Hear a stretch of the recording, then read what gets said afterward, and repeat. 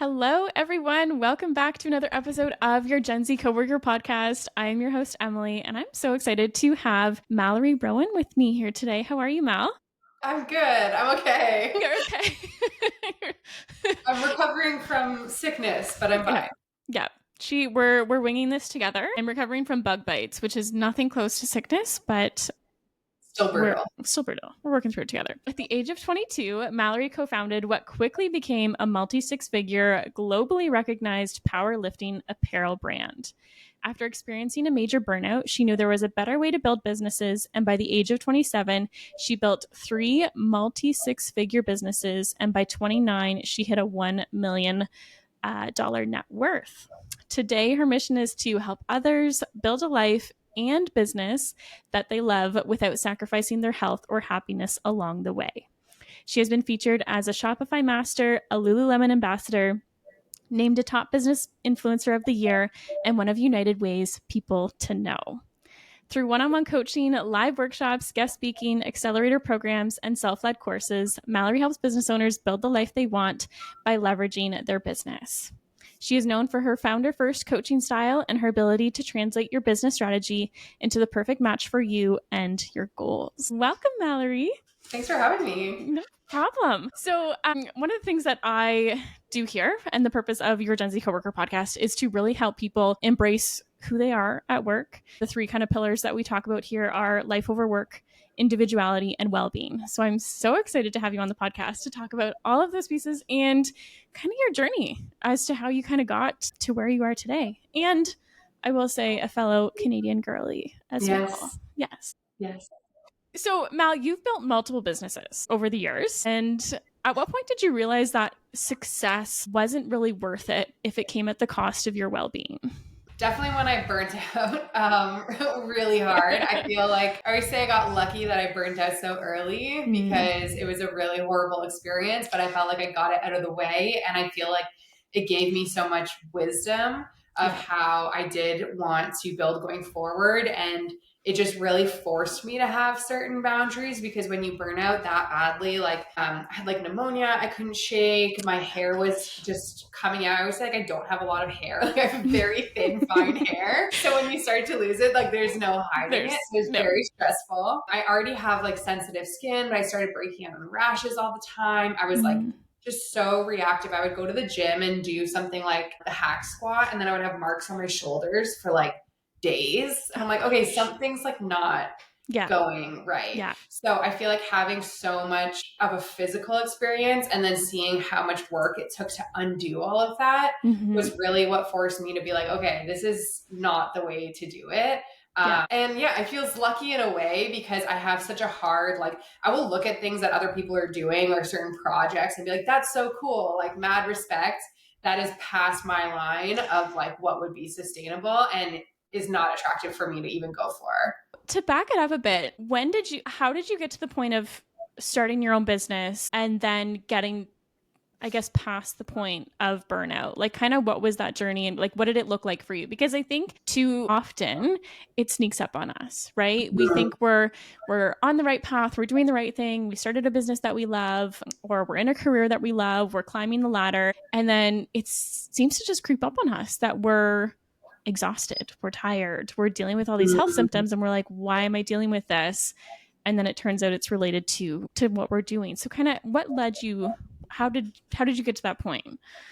Yeah. There's a quote I love. It's like, if you don't listen to your body when it whispers, it'll make you listen when it screams. And I think that's like really representative. As you were saying, we don't often see the earlier signs. And I think for me being self-employed and burning out, I mean, I was still also working at the time, which we can get into. But I think sometimes there's a misconception that you can't burn out if you're doing something that you love. And it's just simply not true. We just have like the same way our phone has a certain amount of battery, like we very much have the same thing. So even if you're having fun playing games on your phone, for that analogy, like it's still going to kill the battery, right? Yeah.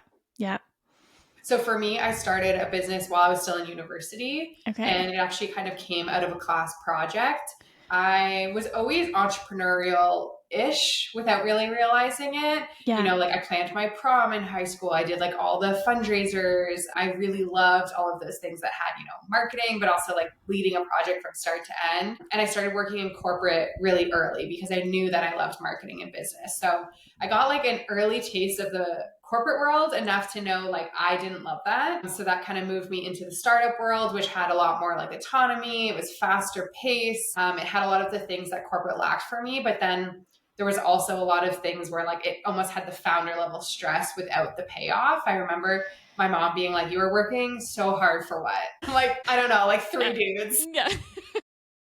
What am I doing? You know? So then that kind of transitioned me into starting this business. And I always say, like, I went to Carleton University. Yeah. They're so encouraging of entrepreneurship, which I really love. So in one of my entrepreneurship classes, they were like, no, like work on a business you actually want to pursue. Or if you have a business outside of the class, like bring that into the classroom. Mm-hmm. And my partner and I had just started powerlifting at the time. We were just friends at the time. And we were just so passionate about that community. So it was really our love for the powerlifting community that pushed us into doing something to serve that community. Yeah. So that was kind of how I got into business. But timing wise, it meant that I was starting a business while competing nationally in powerlifting, which takes a lot of time and effort on the body too. Yeah.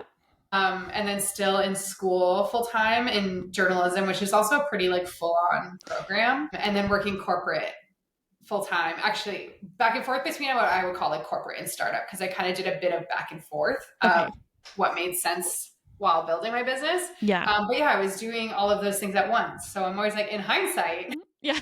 the 30-year-old in me is why that led to burnout, you know? Yes. Yeah. Yeah. Comes full circle, really. Yeah. And, but like you said, at the time, like in the moment, you're thinking, I need to do this. I need to do this and I need to do this, right? This is for my career. This is something that I love to do on the side, like powerlifting. Yep.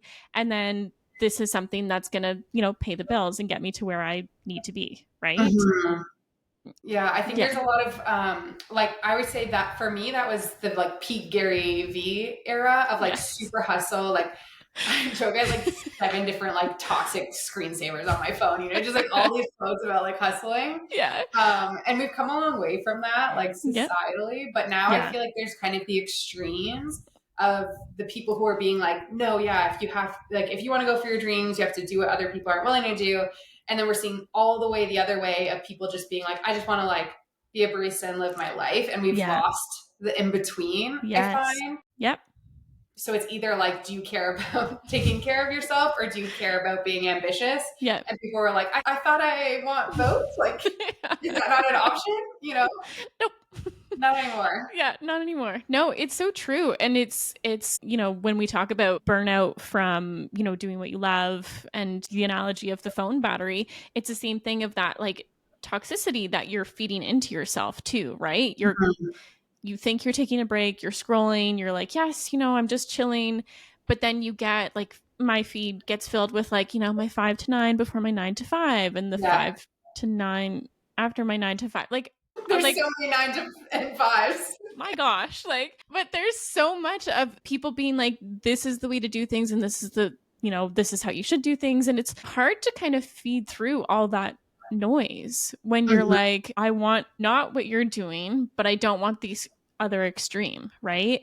And so I think it's hard to find exactly where we're, you know, meant to be in business, in career, anything like that, because of all the noise that's out there. What was one of those screensavers you had, or one piece of like hustle culture that like you followed early on that you've really had to unlearn? I think, okay, this isn't something that was maybe like an explicit quote or piece of advice, but I think we put a lot of weight into like mental toughness of just being like, I'm tough and I can push through things. And like, what I learned was like, often when you're pushing through things, it's just pushing it down and it means that it's coming back later. And also in pushing it down, it's maybe like, I picture it as I'm pushing it out of my mind, but then into my body, because then that's where like someone like myself, I get so many physical symptoms. So I think that was a big thing that I learned is like, just because you can push through, especially like if we want to get into talking like neurodivergent territory at all too, like Yeah. a lot of us, it's like we can hyper focus on something and we can like take it to the finish line. Yeah. But then it's not until after the finish line where we're like, oh, that took everything in me. And now my body's like, oh, cool, we can chill now. Yeah. And then it starts to fall apart. Because that's where I would get so frustrated was I would do all this traveling with my first business and like do all these different things. And then when I finally get time to be home and rest, I would always like get sick or get injured. And I'd be so frustrated. But it was like my body knew like, okay, this is your one chance to like let it out, right? Yeah. Yeah. So yeah, I think we have a tendency to think like mental toughness is like really high value. And if we can push through things, we should. A lot of the times where we end up burning ourselves out or creating a lot of like self-inflicted shame is when we try to follow advice that wasn't made for us. Mm-hmm. So we see that a lot when like you're saying like people's brains work differently or what they need physically, because you see this habit-based content online or this like success trajectories online. And so you want to mirror those things and not realizing, again, in the neurodivergent example, like you could be taking advice from someone who's like extreme textbook neurotypical, but you maybe have ADHD and you're like, I can't get that same morning routine. But it's like, maybe you need the opposite type of morning routine. And then you would like take it to the moon, right? Yeah. Yeah. What kind of got you to the point of exploring that side of things, exploring that side of business in your own way and sharing and posting content about it as well? Definitely for me, it was like TikTok during COVID just like slapped it in my face. I feel like there's kind of like two things that happened congruently. It was like my TikTok feed was just like, here's your brain on a platter. I remember there was like one trend that was like, the trend was kind of like people telling a story of like, oh, don't you hate it when X happens? Like they would say that to their friends and then their friends would be like, I don't know what you're talking about. Yeah. And then they would just like make this face. And I remember the hashtag kept being like neurodivergent. Yeah. And I was like, I've never heard this word before. And then when I clicked the trend, first of all, it was one of those, like, it wasn't really trending, but in my feed it was trending, right? You're like, oh, I feel attacked. And then I remember I just kept scrolling through because it was a sound, right? So you were able to just scroll the whole trend. Yeah. And so I kept scrolling through, and it was the first time I'd seen so many of my like nuanced experiences all lumped together. Like it was like talking about like crying because of the way that your sock seam felt. And then it would be talking about like how you'd be like eating a particular food and then want to gag if you eat any more. Like it was like all so random. And I was like, wait, these are all things that I've experienced. So that was like the first thing. And then obviously like from there learning more about it. And then separately, actually my mom and I were trying to prove a point that my dad like legitimately has OCD. Yeah. And so it was like one night we found this quiz online, like a self-assessment. And so we were like, let's just do it for, I don't even remember why we decided to do it for her, myself, and him. Yeah. He was literally like asleep on the couch, but we're like, we'll fill it out for him and then we'll fill out ours. And by the end, it was again kind of that same experience where you're like, oh, you're asking a lot of questions of things that I experienced, but wouldn't have put all in one place. And then basically we all scored with it. It was, the irony was like my dad's scoring was like OCPD, which is essentially more of like a personality thing. And for sense of oversimplification, it was almost like he is OCD, but it doesn't like bother him. Whereas my mom and I, it's more like, you're like aware of it. It's almost like he gets to just live and not be aware of it. My mom and I just scored off the charts and we were like, that's interesting. Right? Yeah. So both of those, I think, was like stumbling into it and then sourcing out more information from there. It's the love-hate relationship with having feeds that are tailored to you. Yeah. Of being like, oh yeah, that's great, I relate to that. And other ones just like calling you out and you're like, nice. Yes. Thanks. And then I think as I started to learn more about it, it was kind of beautiful. Actually, I found like almost all of my one-on-one clients were women with ADHD, but like I wasn't marketing that way and I wasn't like promoting myself that way.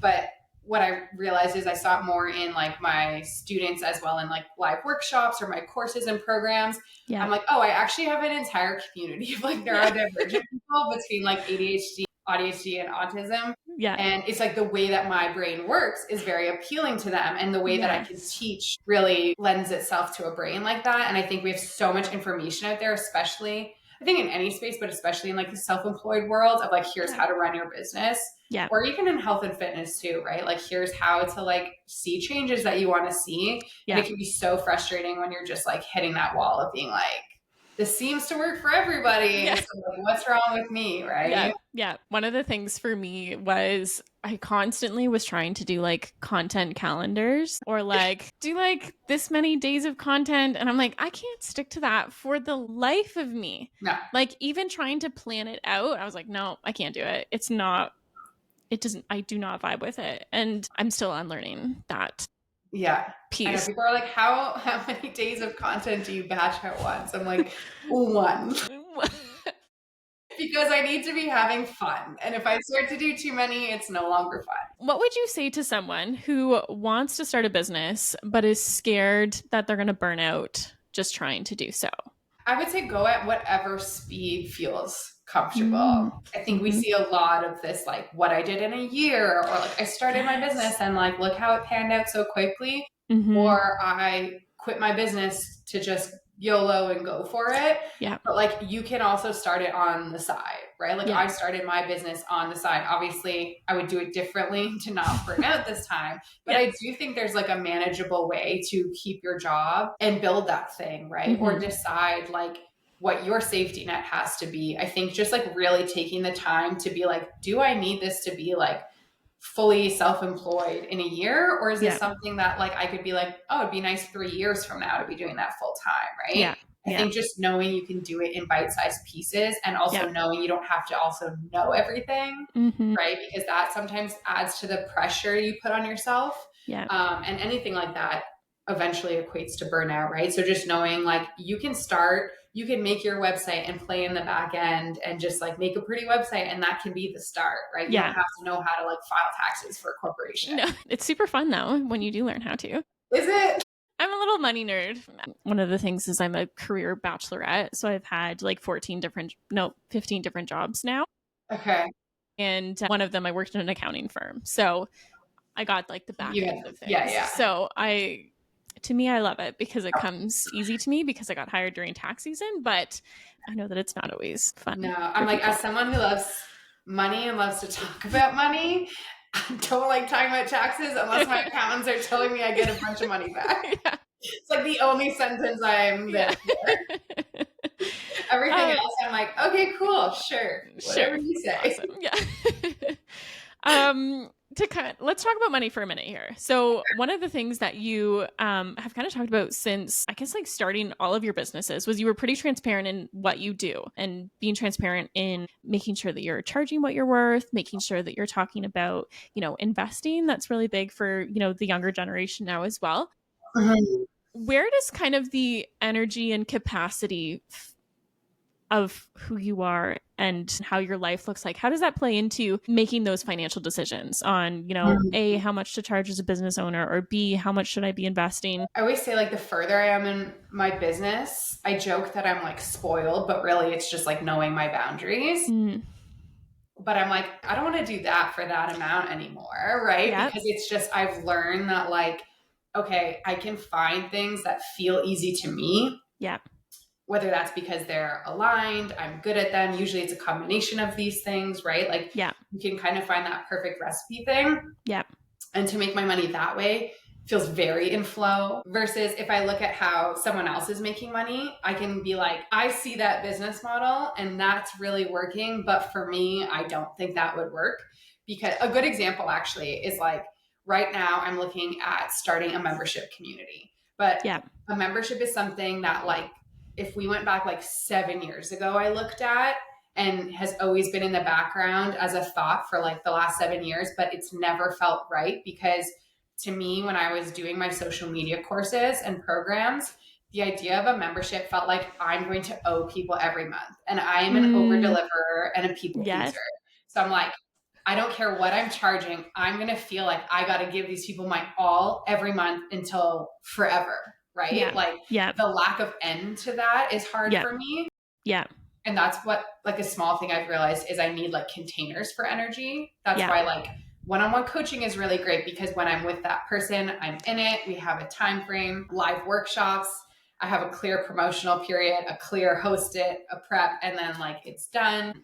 So with the membership example, it's like I recognized early on with my program, I wanted to offer like an alumni community instead of like making it a paid membership, because I'm like, if it's just a bonus in a program, then I feel really good if I show up once in a while, right? Because there's no promise there. Yeah. So I think sometimes it's like looking at your business that way. If you can admire someone's business model, but know like, oh, that thing would actually drain my battery every day or every week or every month, right? Yeah. So that's been a big thing for like navigating that. And then I think too, like once you start investing your money, you just realize like how far that money can go. And so for me, I've always thought of it as like creative problem solving.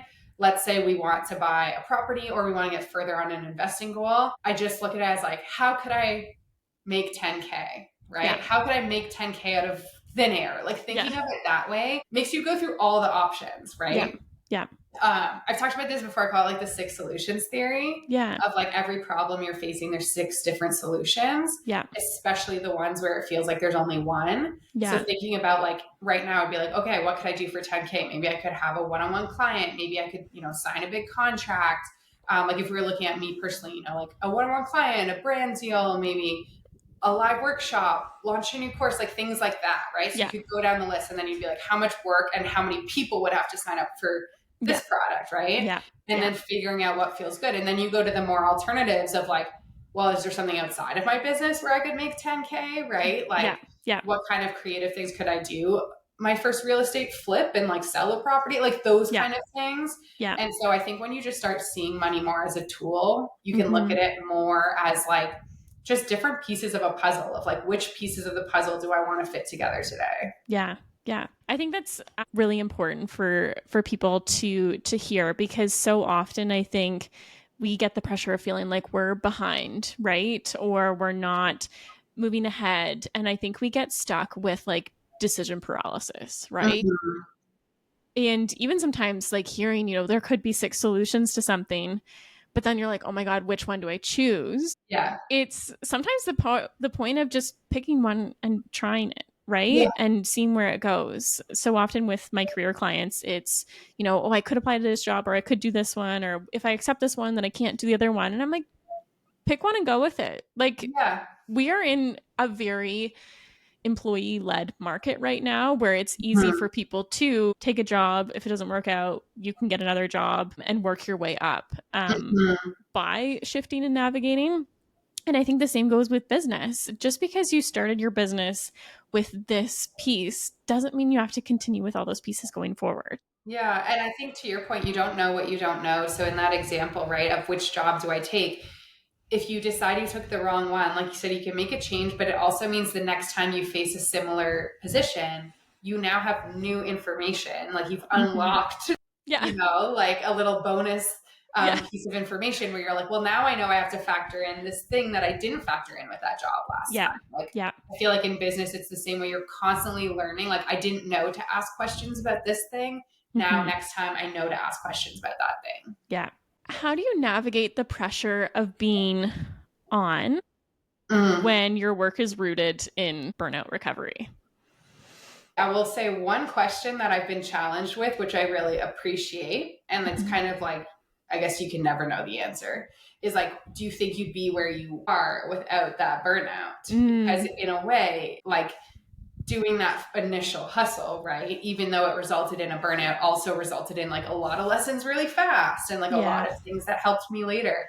So I do think it's interesting to look at like, is burnout a necessary evil sometimes? But I really do believe that like you can do it without it. I think like times are really different and there's so many different resources. And obviously that is what I'm really passionate about. Almost like, it's like, I wouldn't even say I'm like really good at boundaries. It's just, they're so physical for me that I just know that I can't. So there's always going to be a certain amount of downtime because I feel I would get to that burnout place so much faster. And, someone was asking me the other day, like how I avoid burning out. when it comes to content, because like content is never ending, right? Yeah. I was thinking, I'm like, okay, what are those early signs? Because I was like, first, I look for the signs earlier, right? And what I realized was the earliest signs for me now have become the loss of habits. And that's why I talk so much about habits. It's like that's actually my first cue is if I'm starting to drop the ball on the things that I have in place to feel good, then the first sign isn't going to be that I'm tired. It's going to be that I'm like not going to the gym, or I'm not eating my 3 meals at least a day, right? Yeah. Or that I'm not going to bed. Like I'm going to notice the action is missing before I get to like the consequence of that thing missing. And so I think that's been a really helpful thing of just like, I can feel when I'm missing those actions and then I put them back in. I think for me, like the pressure to be on almost exists to me like regardless of the threat of burnout, if that makes sense. I think that's just like a part of like being an online presence. And like I said, social media is kind of like an infinite loop, right? Like you want to build a website, at some point you're generally done. Like you can go in and tweak, but like with social media, you're like, what will I post for the next several years? Like got that off my list. Like let me write it again for next week. Yes. Yep. No, it's true. And I think it's important to like, as much as it sucks to continuously have that challenge, I think it's important, especially in the work that you're doing, right? As a coach, right? As someone who is, providing advice to people, as someone who is, a speaker, if you're not having those challenges, I think it's hard for you to actually provide the right advice, right? I think we see it so often about people who are like, oh, just like make a course and sell it. But that's not it, right? That's not it. Like, unless you have lived experience, unless you've actually gone through it, I think it really shows that it's disingenuous. And what can you really teach people from that point? I think I'm really big on being like, no regrets. Yeah. Tattoo it. No regrets. Yeah. No regrets. Yeah. But I think too, no matter what, those lived experiences, that piece of burnout will always be a part of you, be a part of me and my journey as well. It's what makes you at the end of the day. And it shows the value that you bring to everything that you do in your business. As hard as it was. Good way to look at it. Yeah. Yeah. One question for you. I know you have had a journey the last couple of years with your first rental property, doing some more traveling, just personally wise. Is that personally wise? Okay.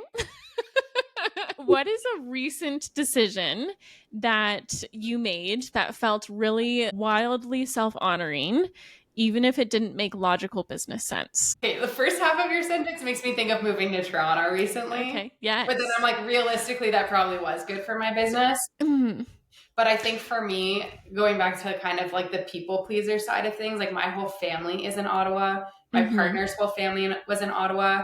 Yeah. So like that felt like a selfish decision, but I mean that in a good way, to like move away, because it's kind of like everyone's in Ottawa until you ruin that. I'm like super close with my nephews. Like they're at that like innocent age where like when I visit, they're like, when are you going to move back? Or like, when are you going to stay longer? And I'm like, oh, just stab me in the heart. Okay. So I think that's an example of just that wild selfishness. And I think it's had a lot of like more personal benefits than I realized, of just like feeling more alive again, feeling like I'm like finding a new version of myself. Obviously the business benefits are there as well, just being in a bigger city. I think that would be one. But then the second one that comes to mind is like, I really am trying to give myself this year to think about what I want my next chapter to be, and to not just be going through the motions of like, I feel like I've just rolled with things so much to date and it's really served me. And I feel like this year I'm hitting more of that point of just being like, you want to change and you don't know what it is. And like, are you willing to give yourself space for that? So like I haven't sent an email in like a month and a half, right? Like those little things. I'm like way less present on social, but it's like at some point I have to give those things so I can go like live some experiences, to your point, and like do some things and kind of be in it of just like, hey, it's a little uncomfy right now that I don't know what's next, but that's how we figure it out. Right? Yeah. No, I think it's important. I think it's important to challenge. I don't know. I think one of the things that I always talk about is get out of your comfort zone. Like, yes, family is in Ottawa and they're there and then it's amazing. Totally. But then it makes the moments that you do spend with them more special when you're not there. And then you're taking the time to explore and do more things whether it's business related, whether it's self related. Being a business owner, I think really often we take things that happen in our personal lives and be able to like apply it to business, to our business. So often you see the post being like, ran a marathon and this is how it applies to my business, right? Yeah. May have been guilty of that before. Yeah, we've all done it. But it speaks to who you are. And when your business is you've got to take advantage of those opportunities, whether they are, wildly self-honoring or whether they are business related. I think it's really important. Okay. So one of the things that I always do as we get close to wrapping up the end of the podcast is I do rapid fire questions. Okay. So these are kind of like this or that, or like quick little questions. These are like my worst nightmares, just so you know. You're welcome. I always joke I make like big life decisions in a snap, and then if you were like, what color of this thing do you want? I'm like, my life is crumbling. But we'll try. We'll do it. You'll do it. This will be great. Yeah. Okay. So I always say this, you have like 5 seconds to answer each question, but I can't talk and count at the same time. So however fast you want to answer works for me. Okay. So first question, are you ready? Maybe. Try me. Yeah. Okay. Dream job as a child. Oh, actually. Okay.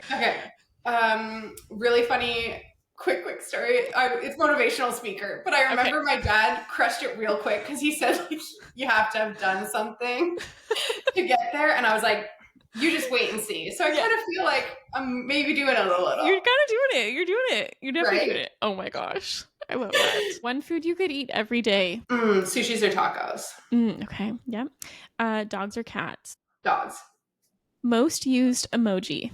Probably like the red heart. I also like the little tear that's still smiling. Oh, yes. Yeah. Relatable. Especially for 2025.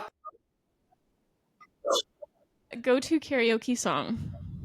Oh, honestly, karaoke's like not my jam at all. You're like, actually, there are many things I would rather do. Getting a microphone and singing to a crowd feels very not necessary for my life. Valid. Totally valid. First celebrity crush. Oh my gosh, probably like a had Michael Murray. I don't even know if you know who that is. Yes. Yeah. A Cinderella story for me. Up. Yeah. Or, well, I guess One Tree Hill for some people too. Yeah. Okay. One thing you can't live without. Oh my gosh, I thought my partner. That's so cheesy. Oh, I feel like he's so good for like regulating my nervous system and all those things, I would say my partner. My second choice would be these headphones that are like less than $100. Yes. So comfy and cute. Yeah. Noise canceling. Yeah. I couldn't really do in-ear noise canceling. It was like too weird sensory-wise for me, and those have been like my special place. Your special. Favorite childhood memory? I grew up in competitive dance. Okay. So I feel like just like a lot of that comes to mind of like all the road trips and things like that. Yeah. And then also spending the summers at my family cottage, which is what like provoked us to buy a cottage. Buy a cottage. I love that. Favorite holiday or time of year? Christmas. 100%. Christmas for the me only answer. Like October 31st till February. So excessive. Yeah. I will, guilty pleasure, maybe listen to a Christmas song in July just because it makes me feel good. Okay, morning person or night owl? Okay, I feel like I like a good morning, but I feel like a part of me is a night owl. Yeah. Like there's something about working on your laptop when the rest of the world's asleep. Yes. Yep. Sweet or savory? Sweet. I have a big sweet tooth. Okay. Biggest work pet peeve?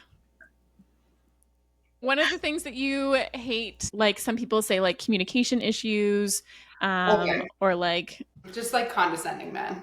Yes. But I feel like now being self-employed, I don't have to deal with it. But like that's for corporate days, the girl put up a good fight. Yeah. Biggest fear? probably not realizing my potential.